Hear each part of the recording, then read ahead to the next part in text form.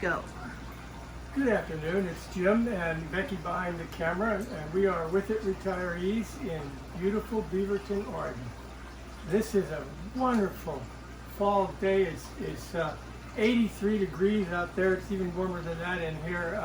Just incredibly nice blue sky. So we're out here filming in the greenhouse. So what I wanted to talk about was what things you might do to get your greenhouse, if you have one, ready for winter, that would be helpful for you and also helpful when you start up in the springtime.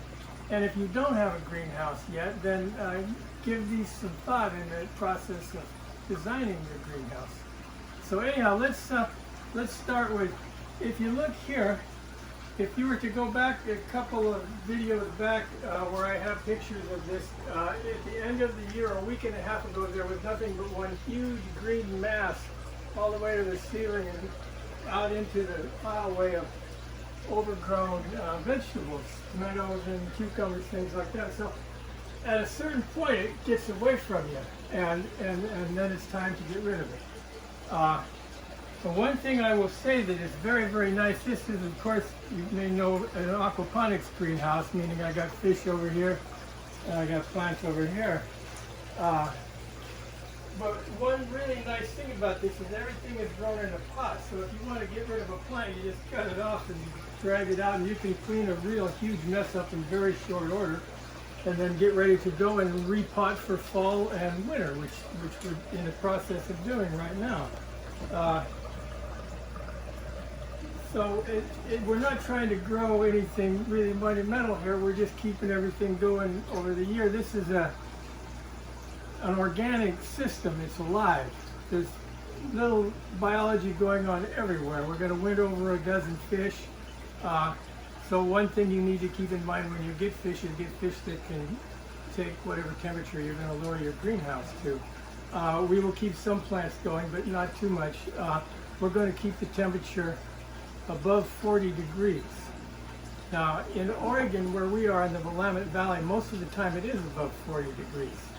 Now, it goes to maybe 45 degrees and it rains all winter long. That's kind of how it works. And then for a few weeks, maybe a total of a month, there's going to be weather where it goes below freezing, and that's kind of what we guard against.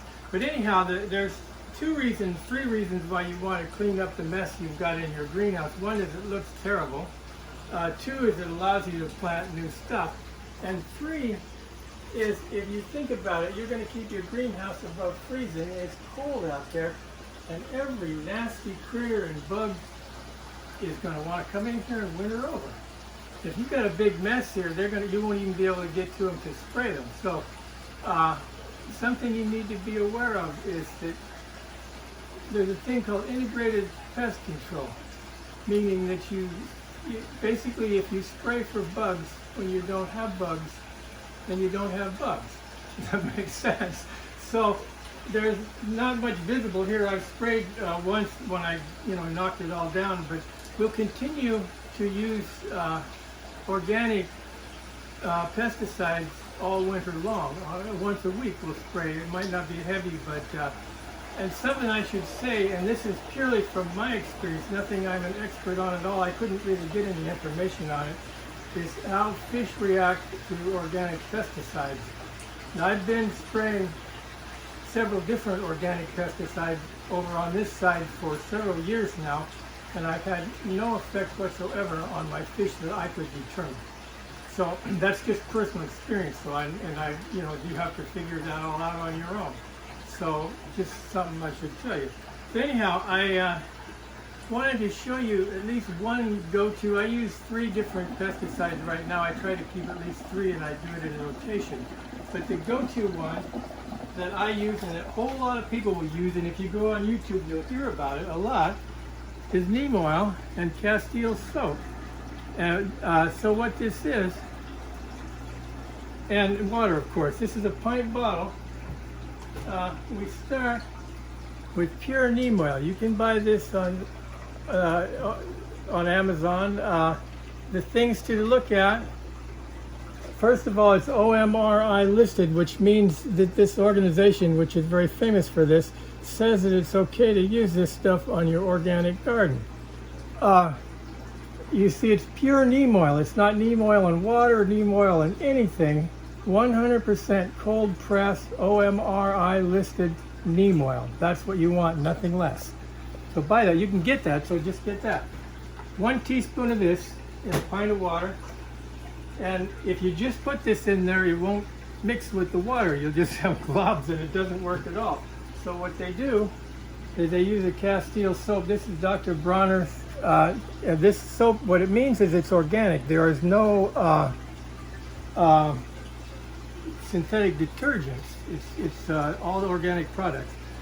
You put a half a teaspoon of this, 1 teaspoon of this, half teaspoon of this in a pint of water.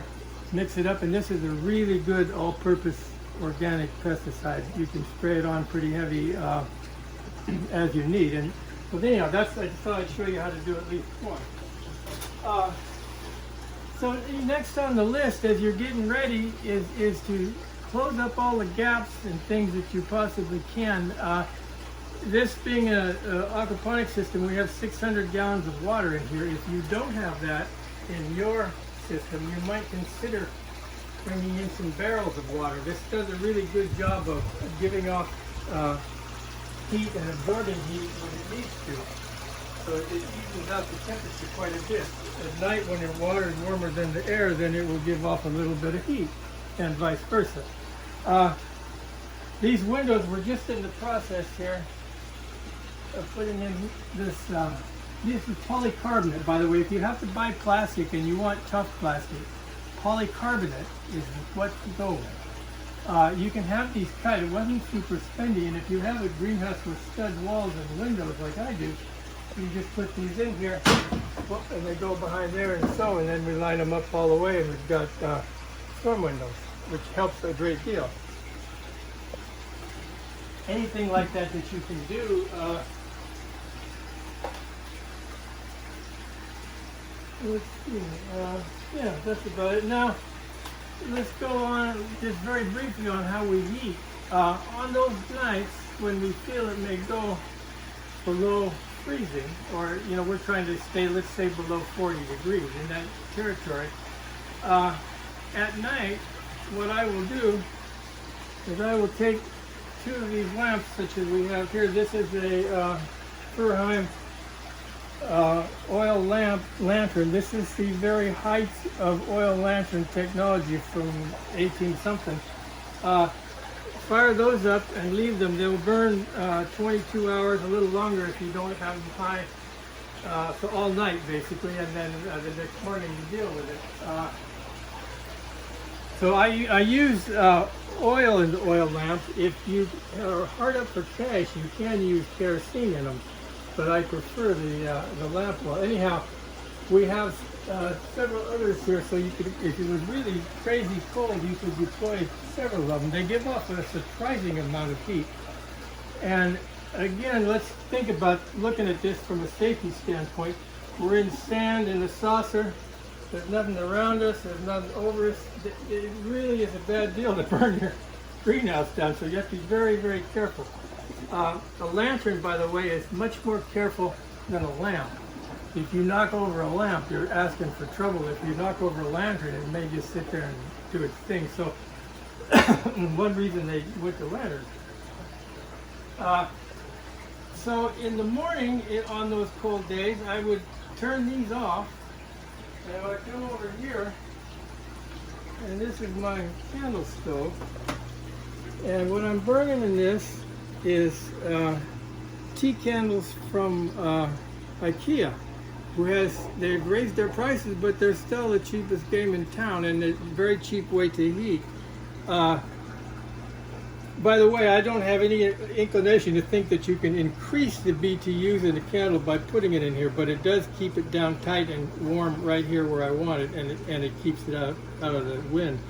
I used to put 5 in here, and I discovered that when I do that, about every other time one of them would burn out just after it got going. I switched to 4, and it hasn't done it since. Don't ask me why. I can't quite figure out why, but that's the way. Again, let's look at a safety thing. We're on a metal table in a metal bowl that's magnetic. and we've got a stove cover over the top, nothing over the top of us. So we're going to be safe here. Just keep thinking about it. Remember, if you've got little kids or pets, you got to figure out how to keep them out of here if you're going to run this kind of stuff. So anyhow, that's pretty much all I do have for today. And when winter gets on a little further, maybe we'll get a little further into this and come back then. We'll see you next week.